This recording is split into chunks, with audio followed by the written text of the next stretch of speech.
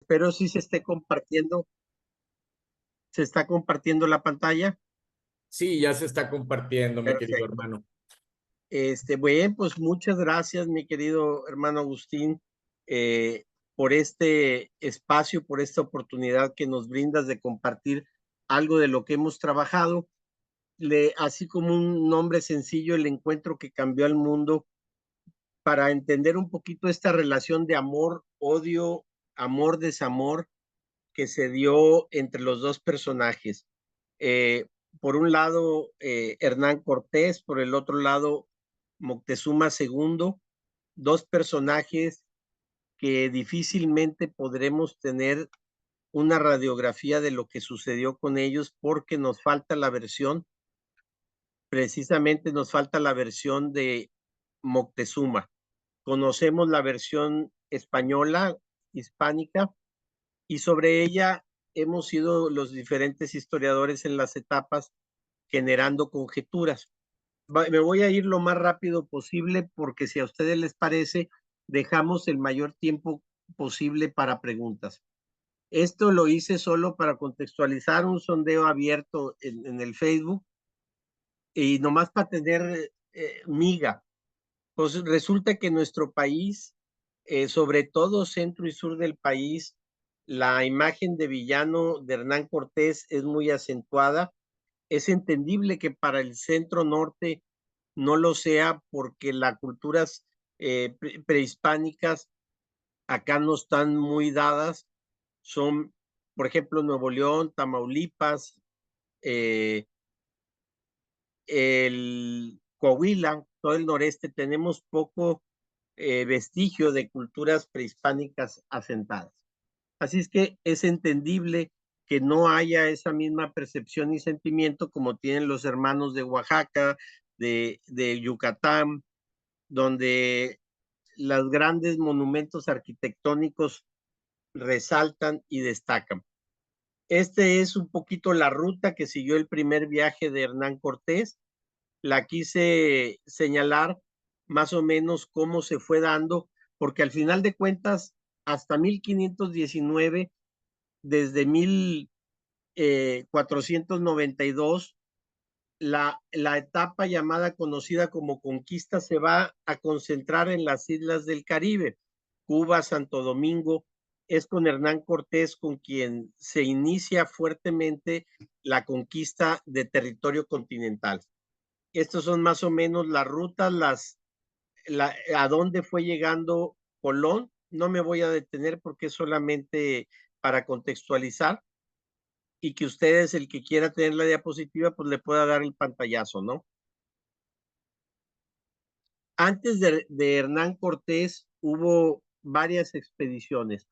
Lo que venían a buscar todos, incluyendo Hernán, era la lana. Venían a buscar oro, venían a buscar piedras preciosas, venían a buscar plata.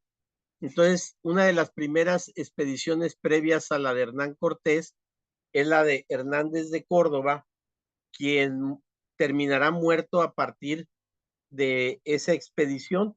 Es atacado en la zona de lo que hoy es Campeche, la zona de Champotón, incluso herido regresa hasta la Florida. ¿Por qué? Desconozco, quizá las aguas, quizá la navegación, y al final regresa hasta La Habana. De él va a seguir Juan de Grijalva, que si se dan cuenta, quiero señalar esto, en las dos expediciones salen por el norte y salen en febrero esta, por ejemplo, y salen por la parte, digamos, exterior de las islas. Veamos la de Grijalva, tiene la misma ruta, la parte exterior, luego llegaban a Cozumel, Cancún, a echarse unos drinks ahí en la playa, a ver a las turistas gringas y luego se iban. Por supuesto que esto es broma. Él llega hasta el Pánuco, pero igual es regañado por su pariente Diego de Velázquez porque no llevaba oro. Viene la tercera expedición, pero antes de entrar a la tercera expedición, ¿es o no España quien nos conquista? esta pregunta que es en los medios de comunicación con este debate de si nos deben o no una disculpa. Hay quienes dicen, no, pues si no era ni España. Bien, en 1485 están unidos los reinos de Aragón y de Castilla y es el año en que nace Hernán Cortés. En 1504, Hernán Cortés va a llegar a las Indias. Debió haber llegado 2 años antes, pero se retrasó y ahorita diremos por qué. Y para 1504, que muere la reina Isabel, le niegan el trono a su hija, a Juana que conocemos como Juana la Loca. Se le conoce como Juana la Loca.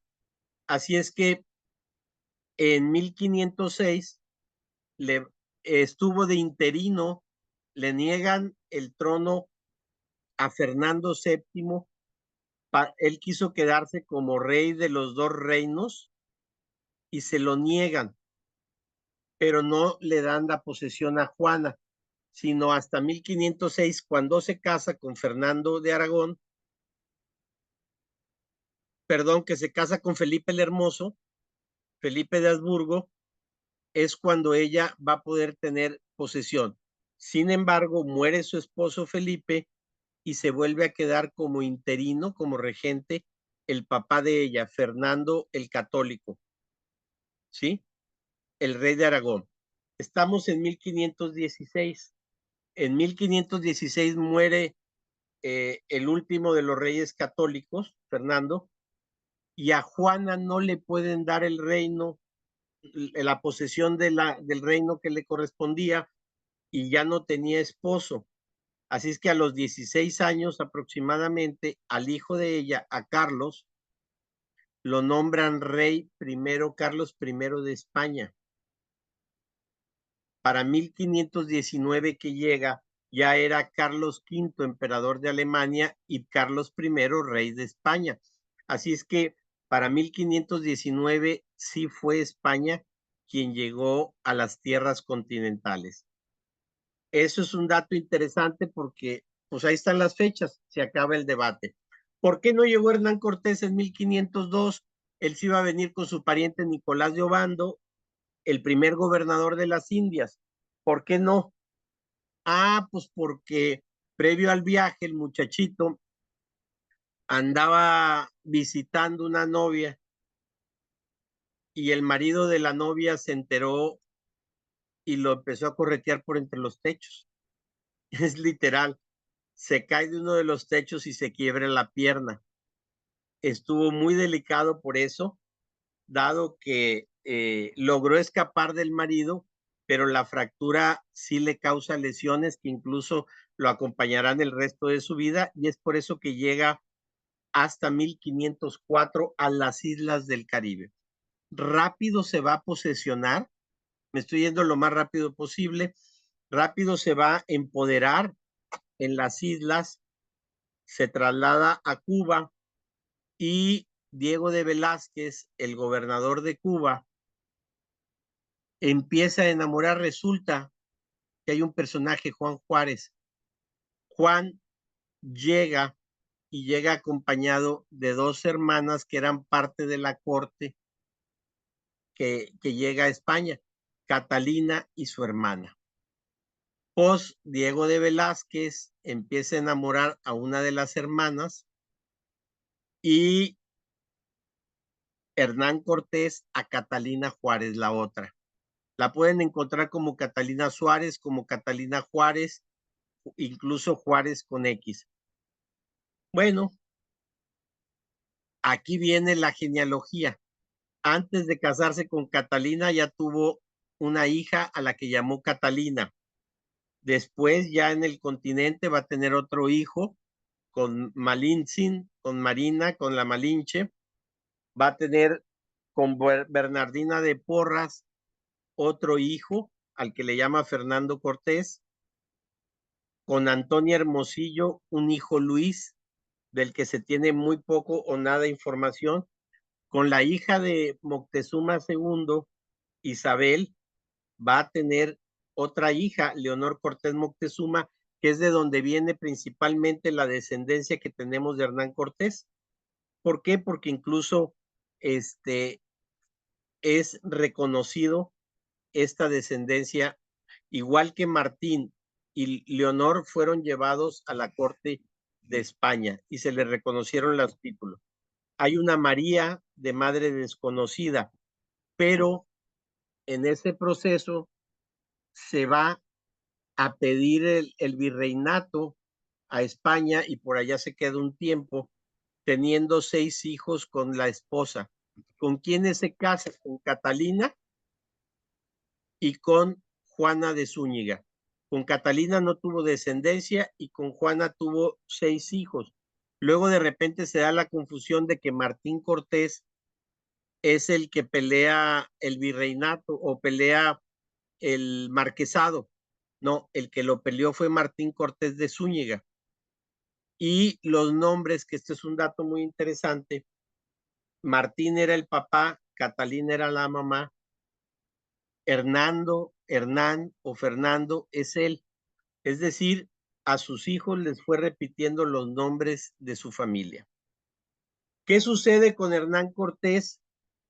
El 18 de noviembre de 1518 sale de Cuba. ¿Por qué en noviembre y no en febrero como las otras embarcaciones? ¿Por qué no por arriba? Una de las razones es que Diego de Velázquez, que era su socio en la expedición, lo grillan a Hernán Cortés con Diego de Velázquez y le retira el mando de la flota.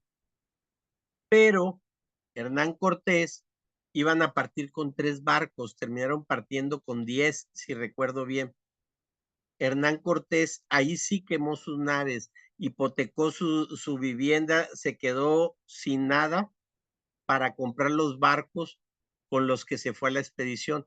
Así es que cancelarle la expedición era regresarlo a la miseria. Deja a Catalina Juárez o Suárez en Cuba y él se va por este lado. Una de las razones a la que atribuyo es el cambio de las mareas y escapar de Diego de Velázquez.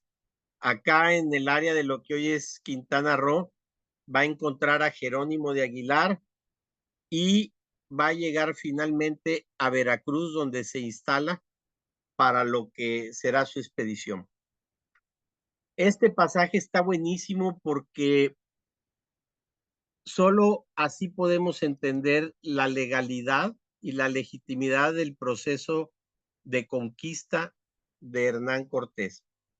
Hernán Cortés llega con una capitulación que le dio Diego de Velázquez, pero dice la capitulación que todo lo que hagan es a nombre de él y que no pueden fundar. Así es que en nombre de Diego de Velázquez, él los nombra alcaldes y regidores. ¿A quiénes? Pues a sus cuates. Luego sus cuates lo destituyen del cargo de capitán general, por lo cual ya no es un emisario de Diego de Velázquez y lo nombran capitán general de esta nueva población.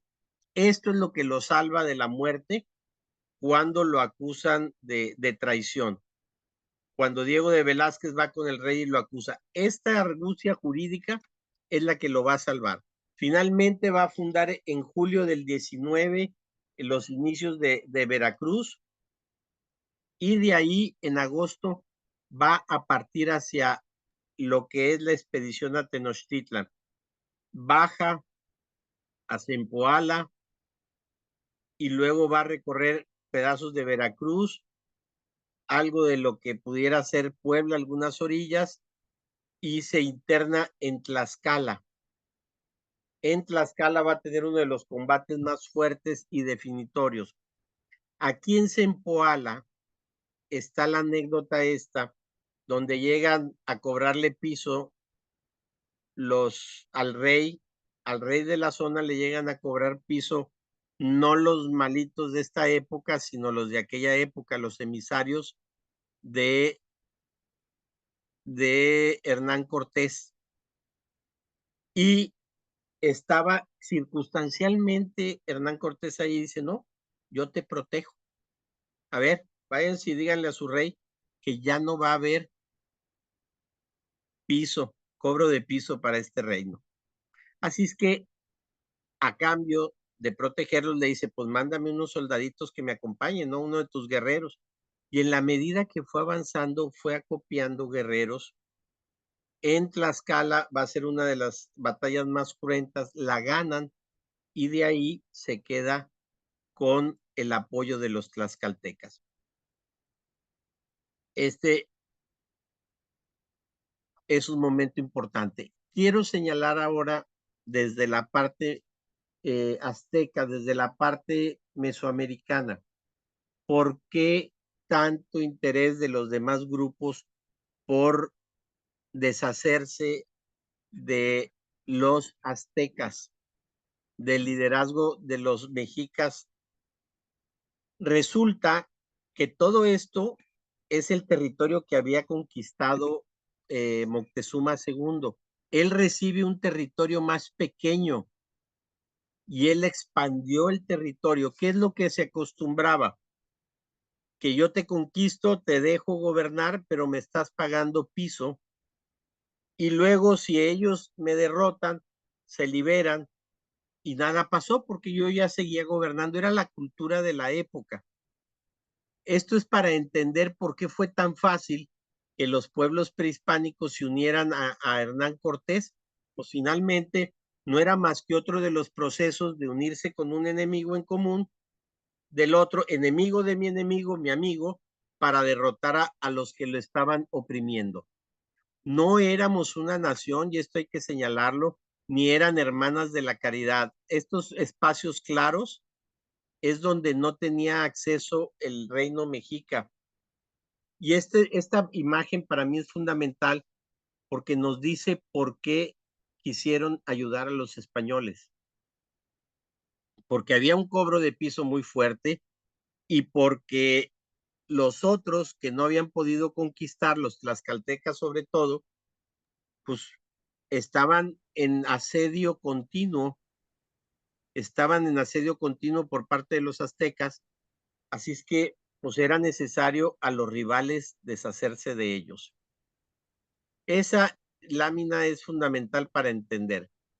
¿Qué otro factor hubo?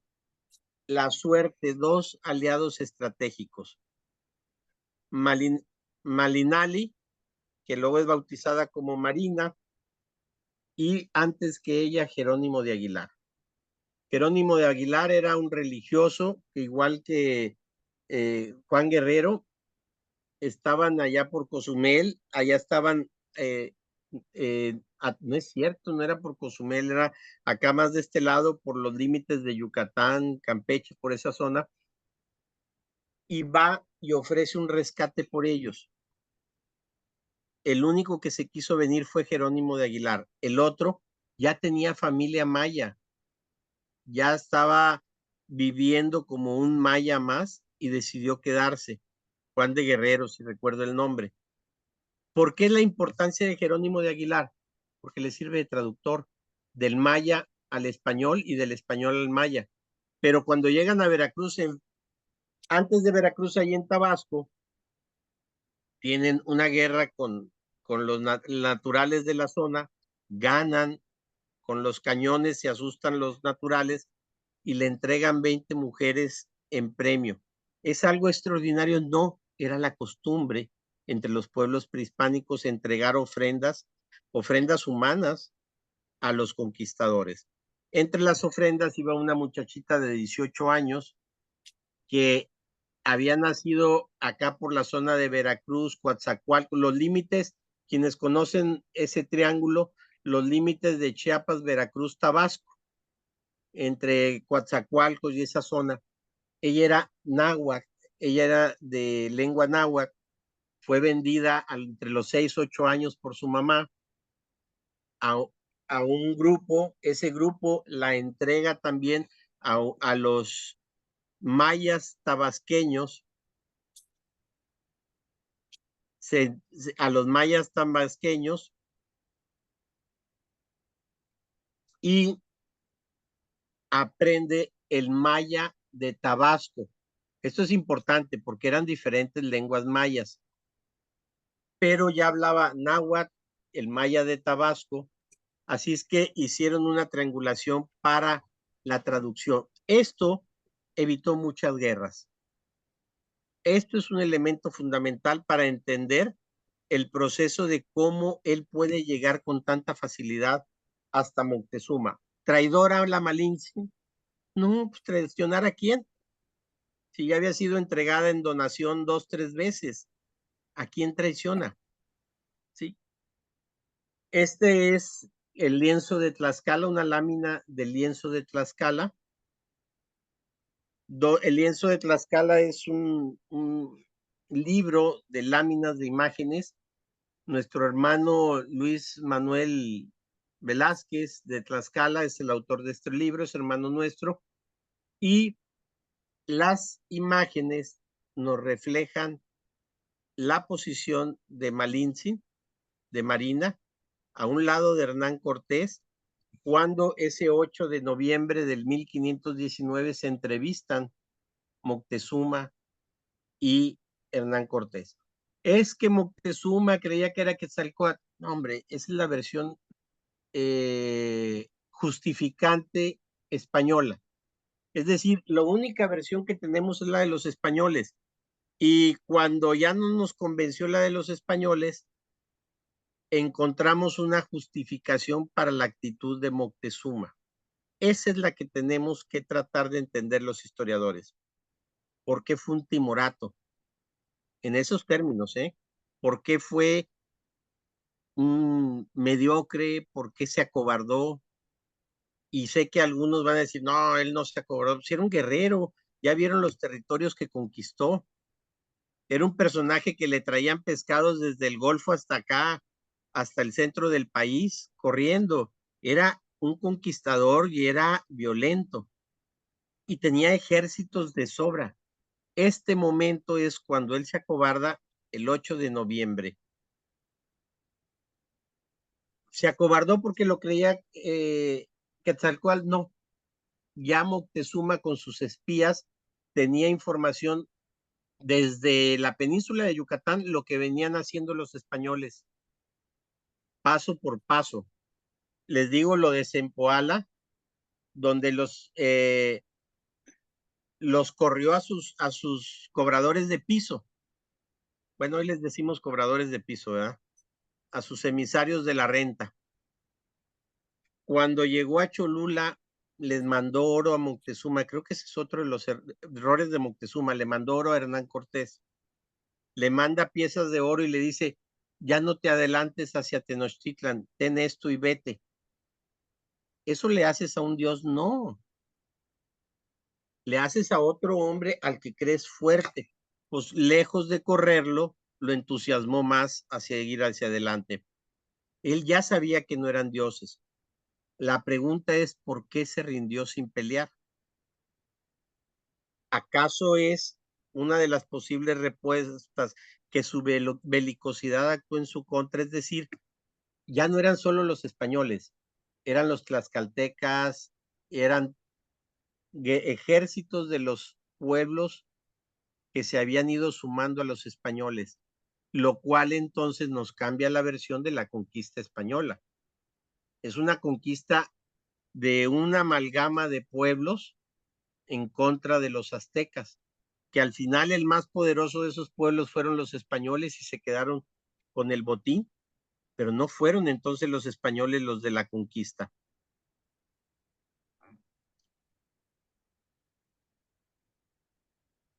Aquí es una línea del tiempo que redacté,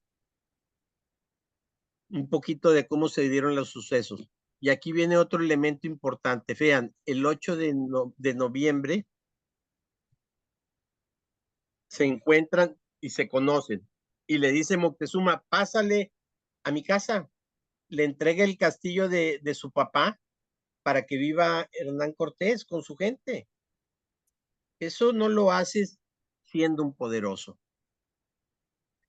Luego manda gente a que mate a los españoles que se habían quedado en Veracruz.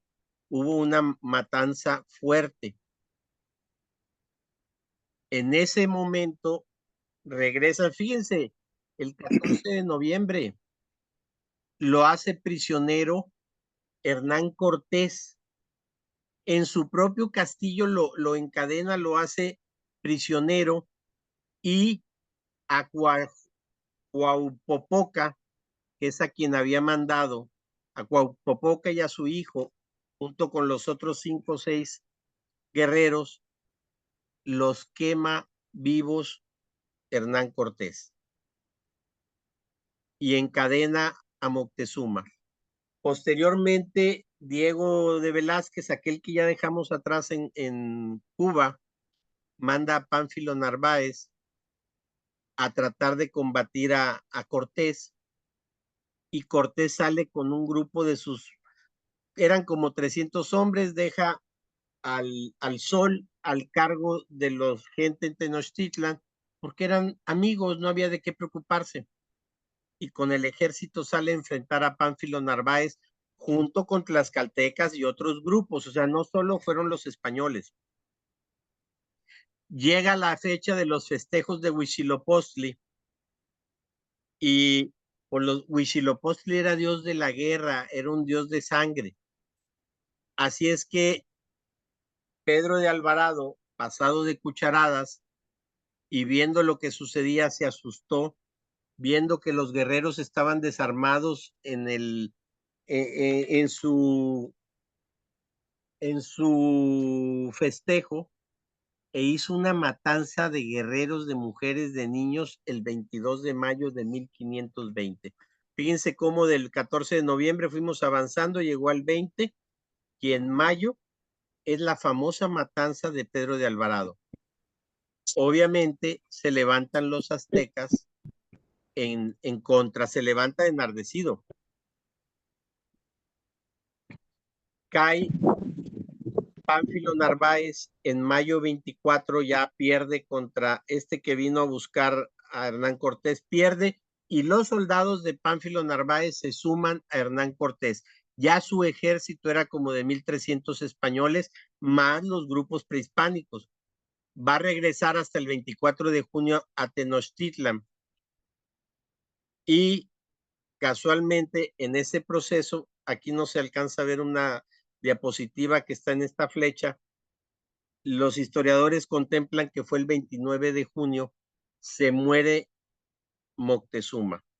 Yo digo se muere para dejar ahorita abierto. Y luego viene la famosa Noche Triste entre el 30 de junio y 1 de julio del 2020. Van a huir. ¿A dónde huyen y se refugian? A Tlaxcala. Volvemos. ¿Son los españoles los verdaderos conquistadores? No. Aquí están los demás pueblos. Ah, miren, aquí está, sí, ya salió. Aquí están los demás pueblos apoyándolo. Esta es la ruta del 8 de noviembre hasta la huida después de la Noche Triste. Aquí está en viñetas. Si alguien quiere tomar la imagen, es más o menos la misma línea que acabo de poner, nada más que en otra presentación. Un poquito recapitulando hasta donde vamos ahorita. Del 17 de las diferentes expediciones, viene la Noche Triste, aquí estamos. Luego viene el contraataque para que en agosto 13 de 1521 se dé la caída de Tenochtitlán. Es decir, lo que ya conocemos como la conquista. ¿Quiénes eran los amigos y enemigos en ese momento o hasta ese momento de Hernán Cortés? ¿Cuáles eran los frentes que tenía abierto? Diego de Velázquez, obviamente ya algunos de los reinos de los pueblos originarios, los sucesores de Moctezuma, el Pánfilo Narváez, que estaba todavía vivo, y uno de sus peores enemigos, el miedo de sus hombres. Hernán Cortés nunca se pudo detener. ¿Por qué está la frase esa de que quema sus naves en Veracruz? no las quemó, las hundió. ¿Por qué? Porque se le estaban amotinando su gente. Hernán Cortés, ¿cómo se murió Moctezuma II? Las versiones de la mayoría de los autores que tratan la historia, Bernal Díaz del Castillo, el mismo Hernán Cortés en sus cartas de relación y otros autores, dicen que la turba lo mata a pedradas, que lo hieren a flechazos porque era un cobarde y se quiso dejar morir, lo matan a pedradas, a pedradas. Solo en el Códice Ramírez se encuentra la versión que murió apuñalado por Pedro de Alvarado por órdenes de Hernán Cortés. Si a mí me preguntan, pues yo creo esta.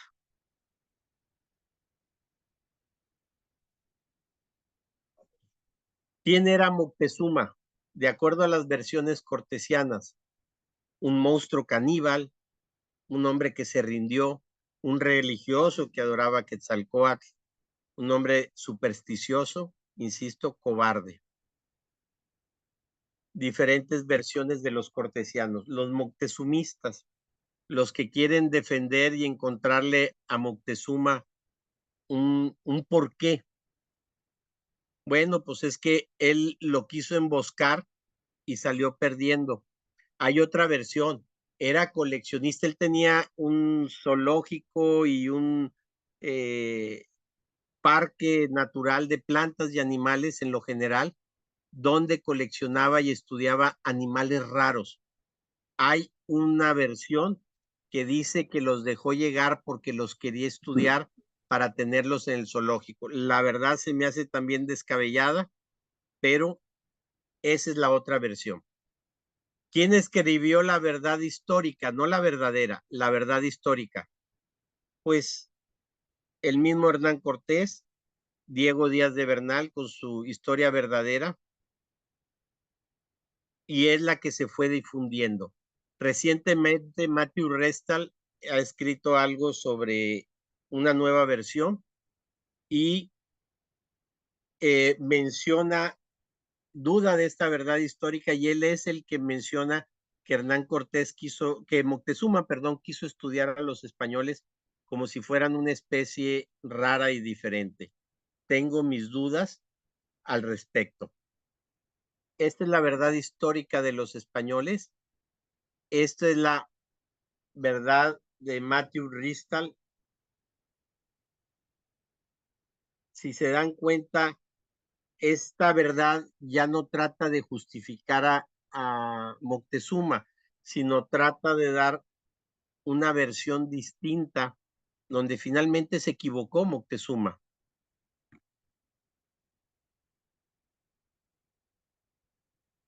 ¿Quién derrumbó a Hernán Cortés? Hernán Cortés. Vean todo lo que hizo en tan poco tiempo, pero esa misma ambición hizo que en España el rey tuviera dudas de él y para 1526, vean, ahora sí que uno corretea la liebre y el otro la alcanza. Para 1526 ya le mandan un gobernador, a Luis Ponce de León como gobernador. Y luego le mandan la Real Audiencia, donde le inician los juicios. Finalmente le dan el marquesado. Imagínense Oaxaca. Podemos pensar ahorita que está cerca de México, pero en aquel entonces, entre la montaña y la distancia, le dan el marquesado de Oaxaca. Es decir, lo sacan de la jugada y tendremos ya al primer virrey en 1535. Se acabó Hernán Cortés. Estas edificaciones que hoy conocemos datan sus piedras de la época de los aztecas en Tenochtitlan. Quienes hayan ido a la Ciudad de México sabrán que este es el templo mayor, son las excavaciones a un lado de Palacio Nacional y enfrente de Catedral. Conclusiones: los conquistadores no fueron los españoles, la verdad de Cortés no es muy creíble. Fue un hombre con mucha suerte. Moctezuma sigue sin explicarse. Y cuando hablamos de amor y odio, en la propuesta es cómo fue posible que Moctezuma le diera todo, se dejara aprender en su propia casa por 300 soldados, teniendo miles de guerreros en su ejército. ¿Cómo fue posible que permitiera que lo minimizaran y lo ningunearan a ese grado? Esa es la gran interrogante. ¿Los creía dioses? No. Tan no los creía dioses que rápido mandó matar a algunos a Veracruz, recién llegados los españoles a Tenochtitlan. El encuentro que cambió al mundo, ese encuentro de amor y desamor, donde creo que nos falta conocer la verdad de Moctezuma para entender la actitud de Moctezuma, para poder entender el porqué de los hechos, porque hoy lo que conocemos son puras interpretaciones del amor y desamor entre él y Cortés por parte de las decisiones hispánicas. Por ejemplo, que Moctezuma en lecho de muerte le encarga a sus hijas, a sus hijos, cuídamelos por favor, porque aquí me los van a matar. Esa es la versión hispánica. Tanto que luego se queda con Isabel, la hija, ¿sí?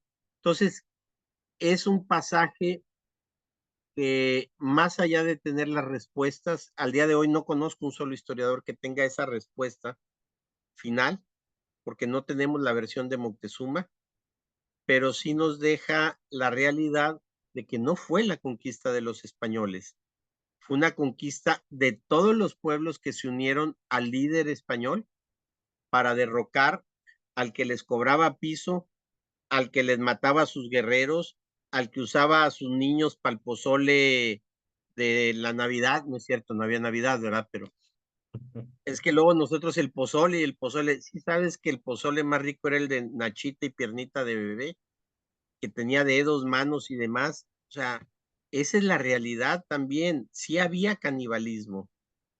Entonces, cuando decimos éramos un pueblo superior, probablemente en algunos aspectos, sin duda. Si los que vinieron no es porque fueran inferiores, los que vinieron eran, volvemos, expedicionistas, gente que venía en busca de fortuna, eran gambusinos. Así es que, pero, pues nuestra cultura todavía no superaba el canibalismo prácticamente en todo el territorio de lo que hoy es México. Con esto abro a sesión de preguntas y respuestas, agradeciéndoles su generosidad. Es cuanto. Muchísimas gracias, mi queridísimo hermano Oscar. Nos llevaste por un bello viaje. Despejaste muchas dudas de parte de lo que yo había ya leído y estudiado. Cómo, de alguna manera, Hernán Cortés libró la muerte al llegar a México. Pues bueno, excelente táctica. Por ahí algunos a veces utilizamos, más vale entregar lo que tienes y de alguna manera ser admitido por otra vía y por otro canal. Entonces, ahora me queda muy claro cómo de alguna manera muy inteligente pudo sortear y no haber muerto el hombre por traición, que era lo que se le consideraba.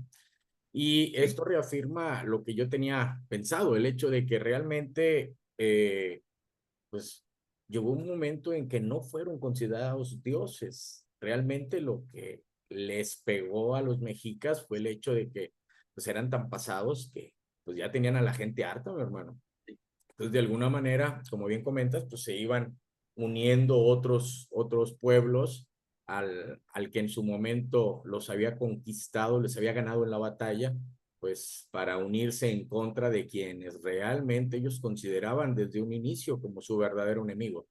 Muchísimas gracias, mi hermano, me despejaste muchas dudas, pero me dejas otras. Vamos a abrir, como bien dices, la serie de preguntas y respuestas. Queridísimo hermano Efraín Tamayo, tienes la palabra, podéis abrir tu micrófono, mi querido hermano. Muchas gracias, eh, querido hermano, maestro Agustín Castillo. Muchísimas gracias. Saludos a todos mis venerables. Me congratulo de tener la oportunidad de dirigirme también al maestro Oscar Tamés también. Es emocionante encontrar a personas que aquí en el foro, que gracias a Masonería en Movimiento, es sumamente eh, gratificante el poder compartir este nivel de conocimiento tan amplio y también con gente conocedora. Por supuesto, maestro, muchísimas gracias, y maestro Oscar Tamés, por su presentación y que obviamente ha dejado muy en claro también en las conclusiones de la importancia de conocer los tiempos históricos en esa secuencia, porque creo que también en su momento lo comentó el maestro Tamés en algunas otras plataformas, muy interesante, de muy aparte de los apasionamientos de una política partidista, creo que nos da la pauta para poder entender si realmente existe una deuda histórica para poder solicitarle al linaje de los reyes de España una disculpa de algo que obviamente a ellos ni siquiera les corresponde o les tocó. Siguiendo la secuencia histórica, todavía para ese entonces comprendo, maestro Oscar, que no existía España como en su momento la podemos concebir. ¿Es correcto, maestro? Quizá ese es mi comentario también y la pregunta, que obviamente respetuosamente para la condición política, ¿sí? Que cada uno de nosotros podamos profesar si es así partidista. Creo que no es una postura correcta. Lo escucho, maestro, muy amable, gracias. Gracias, mi hermano, gracias por tus palabras. Rápidamente con esta diapositiva te respondo. Incluso las dejo, insisto, por si alguien quiere tomar pantallazos, ahí están. Eh, para 1516, Carlos I es ungido como Carlos I de España.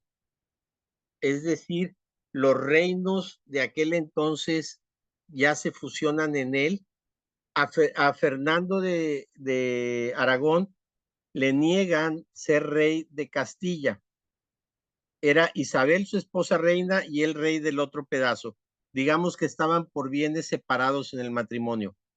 A la muerte de ella, él quiere heredar el reino de la esposa y le dicen, Danais, no, se queda solo como regente. Es al nieto, porque Juana la Loca no la dejan gobernar, es hasta el nieto, Carlos I de España, a quien le entregan en fusión los dos reinos y algunos otros territorios como Navarra. Si alguien me dice es que no era el territorio actual de España, pues no, México tampoco era el territorio actual, era más grande y perdimos espacios. Es decir, sería un debate para mí estéril. Sin embargo, él ya tenía el título de Carlos I de España en 1516. Entonces sí es España quien nos conquista en 1519 el territorio continental de nuestro país.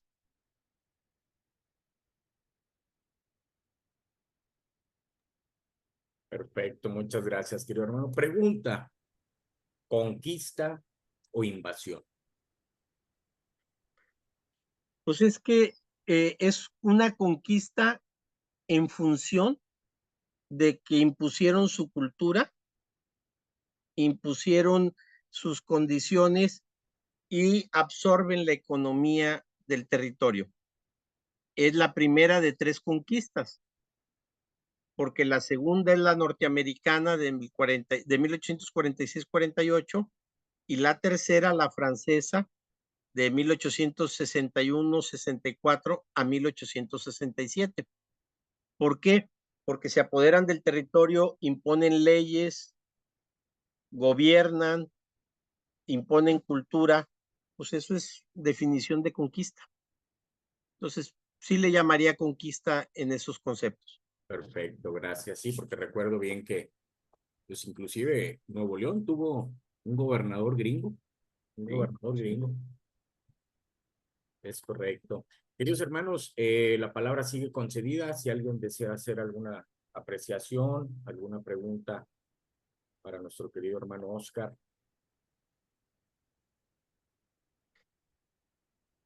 Si no preguntan, ponemos examen.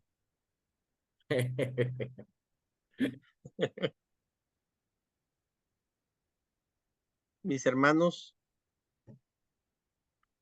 por ahí en el chat vi una pregunta de la participación de él hacia Colima. Sí, Hernán Cortés tenía en sus soldados a los peores enemigos. Por ejemplo, en la noche, cuando salen de Veracruz hacia tierra continental, no querían acompañarlo. Él hunde, no los quema, rompe el piso de los barcos, los agujera para que se hundan. ¿Para qué? Para que no lo pudieran traicionar. Ahora sí, o te vas conmigo o te quedas aquí, cuate, no te puedes regresar. Si te vas conmigo, te ofrezco tesoros. Así es que así lo siguieron. Finalmente era o nos unimos o nos matan a todos. No es convencimiento y eso es importante. Cuando salen en la noche triste en 1520, llevaban los caballos, las mulas, los animales cargados de oro. Tenochtitlan era una isla entre muchas islas donde había que pasar por entre puentes de madera. O sea, no era el territorio. Imaginamos hoy la Ciudad de México, todo calles y era territorio, no. Por eso luego tiene hundimientos la Ciudad de México, porque eran lago, vaya, era como Venecia, islas, eran islas. De hecho, alguno de los historiadores de época lo catalogó como la Venecia de acá, del continente americano. Al cruzar con los caballos cargados, se rompieron muchos de esos barrotes y se hundió el oro en el agua. Pues con mayor razón se enojaron sus soldados, le estaban dando un golpe de estado porque, oye, nos están matando y ni oro hay, tanto que los juicios de residencia, uno de los que, porque Cortés vivió juicios del rey de España en contra de él, uno de ellos era precisamente por el oro. Oye, dicen que era uno para mí y uno para el rey, dos para el rey, uno, dos para mí, tres para el rey, uno, dos, tres para mí. Dicen que ese era el reparto de Hernán Cortés. De eso es una de las acusaciones que le hacen, que en lugar de dar el quinto del rey completo, pues se lo daba con la del Puebla de por medio. Así es que eh, los soldados estaban molestos luego por eso. Así es que, ¿cuál es la única solución? Únelos. ¿Cómo? Pues vámonos a la guerra. Y se fueron hacia Guatemala y se fueron hacia el área del Pacífico, Colima, toda esta zona. Llegaron hasta la zona de Sonora. Por allá llegaron. El Golfo de Cortés o el Mar de Cortés es precisamente en honor a Hernán Cortés. Entonces, no paró, no paró de conquistar territorios, de expedicionar, de descubrir, como le querramos llamar, pero la razón es porque no tenía aliados. Esa es la respuesta. Completamente era un hidalgo en busca de mayor territorio, riqueza, totalmente sublevado de las órdenes, que era lo que menos quería, por aquí es lo que nos estamos dando cuenta, ¿verdad? Sí. Entonces, La, si la hubiera, misma ambición, mande, perdón. digo, la misma ambición lo llevó de alguna manera a, a terminar solito y por allá desperdigado. Así es. De Oaxaca. hecho, él muere en España y luego ya sus restos son traídos por acá.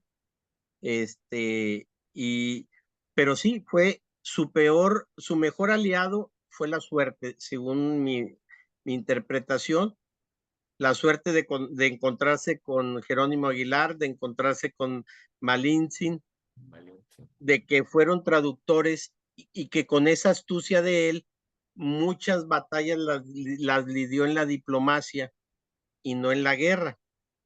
Y muchas batallas las lidió en Cholula. Esa matanza de Cholula es porque Malintzin le advierte que lo van a traicionar y le van a hacer una emboscada. Entonces, era un hombre con suerte, obviamente su astucia, pero con suerte, porque esos factores son fortuitos. ¿Qué lo mata? ¿Qué es su enemigo? Su ambición.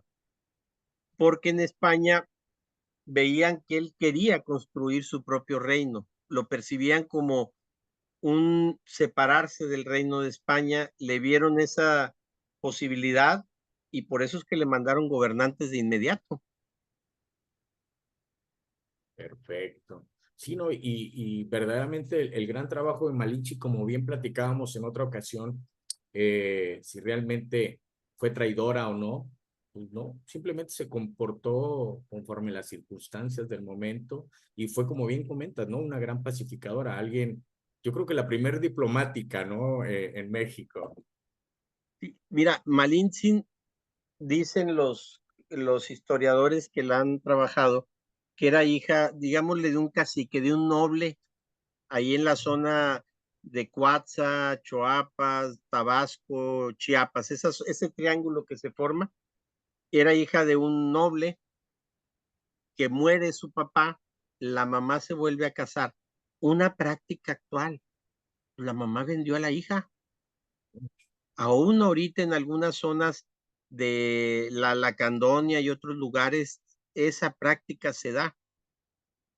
A los 6 u 8 años que tenía la mamá la vende a otro grupo de lengua náhuatl. No traigo el nombre a la memoria. Este grupo va y le entrega a los mayas de Cholula, a los mayas de Zempoala de por allá, a los mayas de Tabasco, para no equivocar nombre, que eran una fracción de mayas de aquella primera incisión de los grupos mayas que se dispersaron y se crearon versiones de maya, porque no hablaban el maya yucateco, hablaban un maya distinto, ¿sí? Entonces ella se crece con ellos y era una mujer que para cuando llega a sus 18 años, entregada como esclava, a hacer tortillas y a servirle de cobija a Alonso de Portocarrero, que es a quien se le entrega Hernán Cortés. Ah, porque Hernán Cortés era muy propio. Yo no me puedo meter con mujeres no bautizadas. Luego decimos, era muy promestizaje. Pues sí, pero era excluyente. Se casó con 2 españolas, con las mexicanas nunca se casó. Digo, con las prehispánicas, perdón, nunca se casó. Nomás se quitaba el frío. Entonces, son de esas cosas que al estudiarlas dices, le quito filias y fobias y nos quedan los personajes crudos. Sí, adelante, querido hermano Efraín. Gracias, gracias, maestro Oscar. Me queda entonces también con el comentario que acaba de hacer en la importancia de lo que es la participación en la conquista. También como el historiador, como un historiador como usted, puede ver también el fenómeno de la conquista también a través de las enfermedades. Sí, y el impacto que tuvo sobre lo que es también ese aspecto de la conquista. Los que pertenecemos pues a ciencias de la salud también creo que nos ¿Sí? interesa mucho pues esa parte. La escuchamos. El tercer ejército, la viruela, el tercer ejército español. Recordemos que entre los que llegaron dijimos que Pánfilo Narváez son derrotados y se vienen con Hernán Cortés. Salen en la noche triste. Cuando vienen de regreso, dicen Bernal Díaz del Castillo y otros cronistas de época, que un afroamericano estaba enfermo de viruela y hizo un desparramadero de viruela, que esa fue la que más mermó vidas en esa etapa de la conquista, digamos hasta 1521. Por eso hablo del tercer ejército. Era el español, el de los pueblos prehispánicos y el de las epidemias desconocidas para estos pueblos. La viruela la más pues, mortal. Excelente, muchas gracias, querido hermano. Mis hermanos, alguien que guste hacer alguna pregunta, alguna apreciación, un comentario, estamos en el momento adecuado. Yo sí quiero aprovechar el espacio, querido hermano Oscar. Primeramente, agradecer a todos, hacerles extensivo. Soy portador del saludo y de las felicitaciones de nuestro queridísimo hermano Héctor Arredondo, un respetable gran maestro de la Gran Logia de Nuevo León, quien lamentablemente no nos pudo acompañar. Por ahí tienen también un evento allá en Gran Logia, allá en Monterrey. Entonces, no pudo acompañarnos la noche de hoy. Sin embargo, pues te manda felicitaciones y agradecimiento, querido hermano Oscar, por tu valiosa participación y la gran representación, que aunque lo hemos platicado muchas veces, no representamos a ninguna gran logia ni nada, pero siempre hemos tenido el cariño y la unión de todas las grandes logias. Y pues vaya, tú eres parte esencial de la historia de la Gran Logia de Nuevo León. Y pues, ¿qué te puedo decir? Un gran cronista. Yo contento de contar con tu amistad.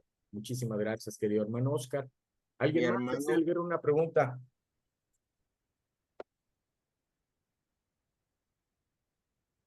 no va a haber estrellitas, ¿eh? No va a haber estrellita ahora. Mi hermano, agradecido con mi hermano Dionisio, de los grados filosóficos, que en representación de nuestro hermano Carlos Cervera nos acompaña. Y yo ahí estoy en el grado -3, pero ahí estoy en filosóficos con ellos, tratando de devastar no la piedra, sino el cerro. Y pues agradecido, mi hermano Agustín Castillo, contigo, con este espacio que nos abres a todos, agradecido con las y los hermanos y no hermanos que hayan dado el tiempo de acompañarme. De verdad, yo siempre lo he dicho, ¿de qué sirve tener una presentación si no hay con quién compartirla? Son más importantes quienes acuden como asistentes a estos eventos que el exponente mismo. Y eso a mí me honra y lo agradezco infinitamente.